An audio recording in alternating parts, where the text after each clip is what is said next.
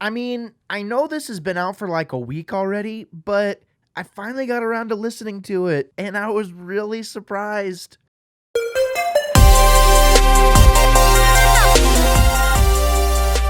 Welcome, all fellow wannabes. Welcome to the channel. I am Gabriel Fast. I do claim to be the wannabe critic. Today we are reviewing the Fleet Foxes' new album, or new-ish album rather, I should say, called Shore. This is my first time reviewing a Fleet Foxes album, and I've listened to them on and off since I was in high school. They've definitely made a big impact on the music scene, not to mention, the drummer, the former drummer of the band, Father John Misty, kind of going off and doing his own thing. It's interesting to see how the band has kind of changed their sound in a way a little bit. To be honest with you, I didn't even really realize that they had released an album a couple years ago called Crack Up. There was an album that I couldn't quite remember the name of, so I went to go check it out, and they've kind of flown under the radar, I guess, a little bit. I don't know. It seems like just that's not really a name that tends to pop up in the mainstream, music cycle. But if they were ever trying to get a more mainstream audience to kind of check out things that they've done in the past, I really think this new record Shore is a really good way to do it. The albums that I was the most familiar with, were the Fleet Foxes self-titled album, as well as the Helplessness Blues album. And no doubt, I'm sure you've heard the White Winter Hymnal,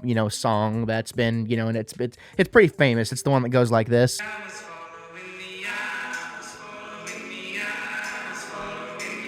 You've heard that song at one point or another, and if you haven't, shame on you. But no, it seems like, they just kind of stuck to more just really weird roots. I gotta be honest with you, I went to go see the band whenever they had the Helplessness Blues record out. Me and my dad went to Kane's Ballroom in Tulsa, Oklahoma. We sat down and it was kind of interesting. There was kind of like a really rocky opener that started for the Fleet Foxes, and we were kind of jazzed up. It was like, man, this is probably going to be insane. Because as you know, Fleet Foxes is a pretty large band. There's a lot of people on stage. But then they came out and then started playing the chillest music ever, which is, I don't know really why I was expecting anything less, since, that's what's on the album. Just really weird, eclectic, like, indie music. And I don't want to say it's bad music, but it was just the type of experience where it was like, you don't want to like just rock out to this song. Like, you kind of just want to sit down and maybe have a glass of whiskey and just think about life. That's the kind of band that, Fleet Foxes, just whenever I think of Fleet Foxes, I associate that feeling with the band. Then you take a new record like Shore, and it kind of just turns the band upside down. I'm not going to say that the weirdness isn't there, but it seems to be kind of approaching more of like I said before, like a mainstream approach to try and get more people from a broader perspective to check them out. If you're watching this video, there's a good chance you already know of the Fleet Foxes, but also, I think there's going to be a lot of people that are going to be coming to the, this review or the Fleet Foxes for the first time because this is their first brush with the band. I use the term mainstream pretty loosely because, I just feel like there's a different approach to the music. While there's a handful of songs where you can kind of tell like, oh, their weirdness and like the kind of interesting key changes and also time signature changes, things like that, kind of just going with whatever idea they want to go with, that's all still there. And I think in a nutshell,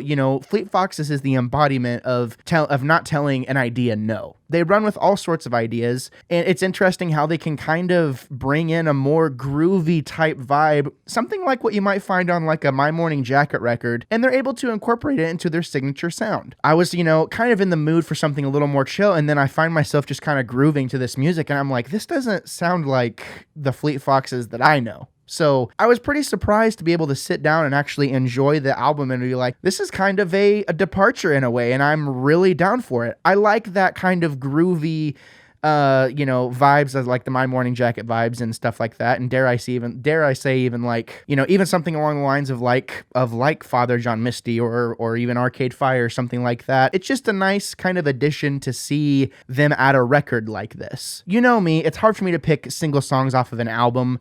I think the entire thing flows really, really well. There weren't any particular songs where I was like, oh yeah, this really stuck out to me. There's a ton of songs on the record, and it was like just kind of, I was enjoying myself in the experience, which I think that's what a good record is supposed to do. Now, don't be alarmed if you like the more kind of weird, like Crosby, Stills, and Nash type vibes. You know, those are still there, but I think you're going to find them accompanied along the likes of bands that you might be more familiar with. In the end, I think Shore is a really awesome record, and I was excited to see them not make the exact same thing that they did last time, or the last thing that I heard, over again. It was nice to see them kind of change it up a little bit. And now I need to go back and listen to the record from 2017. As far as a score goes, I'm going to give this an 8.5 out of 10. I think you should definitely listen to it. I'm not going to say that this genre of music is for everybody, because I don't believe that it is. But if you're like wanting to broaden your horizons a little bit, definitely check it out. So that's going to wrap it up. Before I go, I just wanted to say thank you so much for watching this. Thank you to Pop Cult USA, who sent me this dope Natural Light hat. You can check out their website at popcultusa.com.